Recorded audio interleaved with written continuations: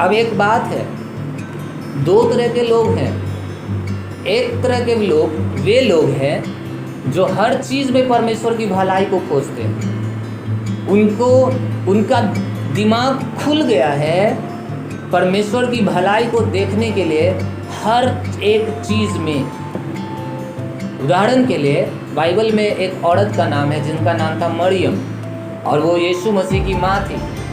जब वो एक जवान महिला थी तब परमेश्वर का स्वर्गदूत उनके पास आया और स्वर्गदूत उनसे बोला कि हे मरियम, पवित्र आत्मा तुम पर छाया करेगा और तुम गर्भवती हो जाओगी और तुम एक बेटे को जन्म दोगी जो बहुतों के पाप के को अपने ऊपर उठा लेगा, उनको आज़ाद करेगा।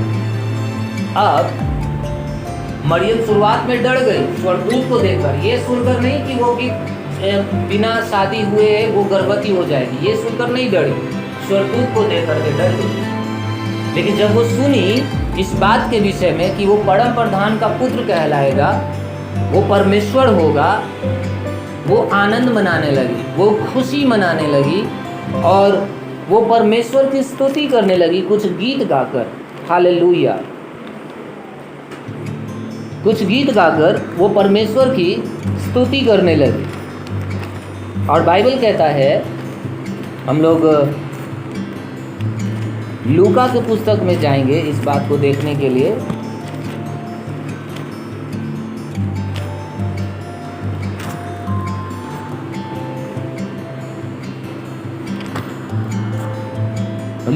लूका अध्याय 1 वचन 26। जब वो इस बात को सुनी कि ओ इस प्रकार से होगा,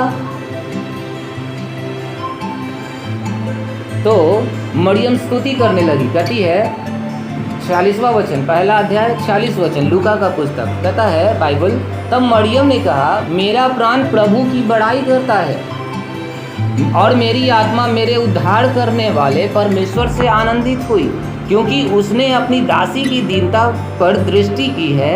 इसलिए देखो, अब से सब युग युग के लोग मुझे धन्य कहेंगे, क्योंकि उस शक्तिमान ने मेरे लिए बड़े बड़े काम किए हैं। उसका नाम पवित्र है और उसकी दया उन पर जो उससे डरते हैं पीढ़ी से पीढ़ी तक बनी रहती है। हालेलुया।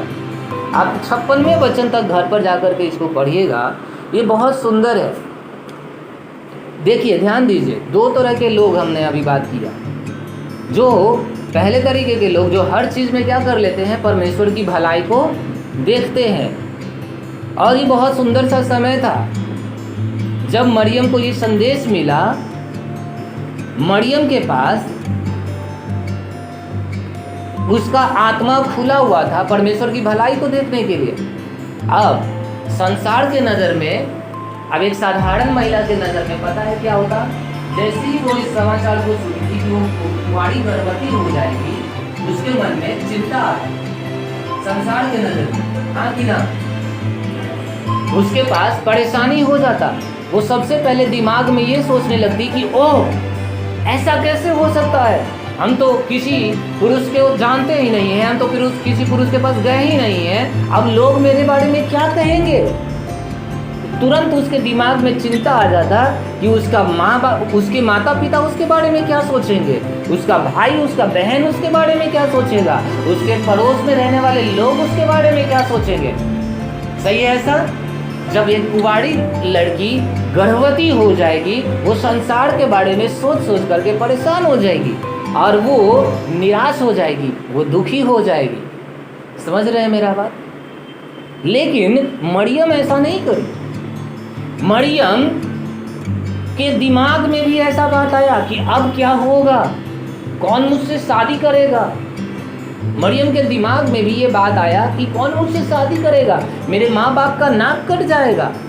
लेकिन नहीं, वो इस तरह से बात करने के बजाय, एक साधारण अविश्वासी की तरह बात करने के बजाय, वो परमेश्वर का स्तुति करने लगी, वो परमेश्वर का भजन गाने लगी। और वो भी इतना अच्छा, वो कहती है कि मेरी आत्मा मेरे उद्धार करने वाले परमेश्वर से आनंदित हुई है।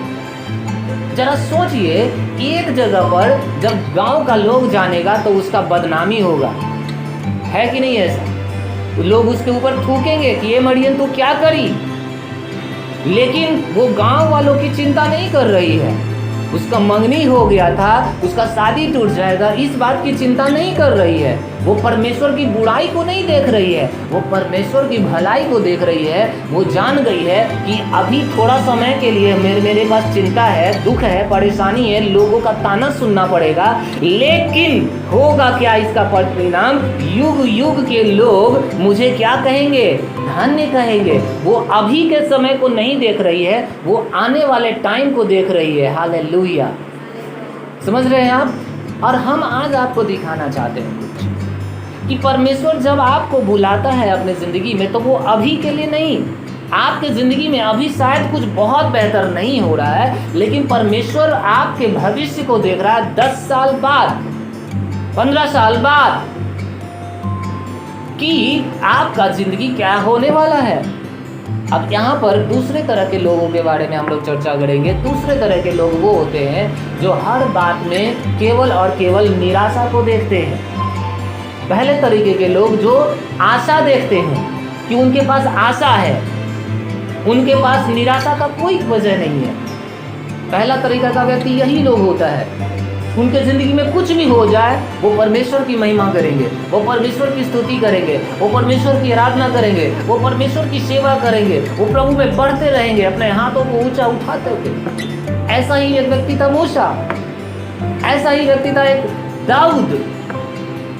जब हजारों हजार लोगों की सेना दाऊद के ऊपर चढ़ा आया, दाऊद एक जवान लड़का था 17 साल का, उस परमेश्वर का भलाई को देखा कि नहीं, ये 1000 लोग भी मेरे विरोध में आ जाएगा तो भी मैं उससे नहीं डरूंगा, क्योंकि हे परमेश्वर तू मेरा छुड़ाने वाला परमेश्वर है। ऐसे बोलता था दाऊद और परमेश्वर की महिमा करता था परेशानी के टाइम में, परेशानी के टाइम में। लेकिन वहीं पर कुछ दूसरे लोग भी हैं, परमेश्वर उनके साथ कितना भी अच्छा करता है, वो एक निराशा का कारण खोज लेते हैं। समझ में आ रहा है आपको? ऐसे लोग भी चर्च में होते हैं। आपकी ज़िंदगी में कितना भी अच्छा हो रहा है, आपके पास एक निराशा का कारण आपको मिल जाता है। और अगर आपके साथ ऐसा है तो आपको सचेत होना पड़ेगा कि अभी आप शैतान के दुष्ट आत्माओं के अटैक में हैं।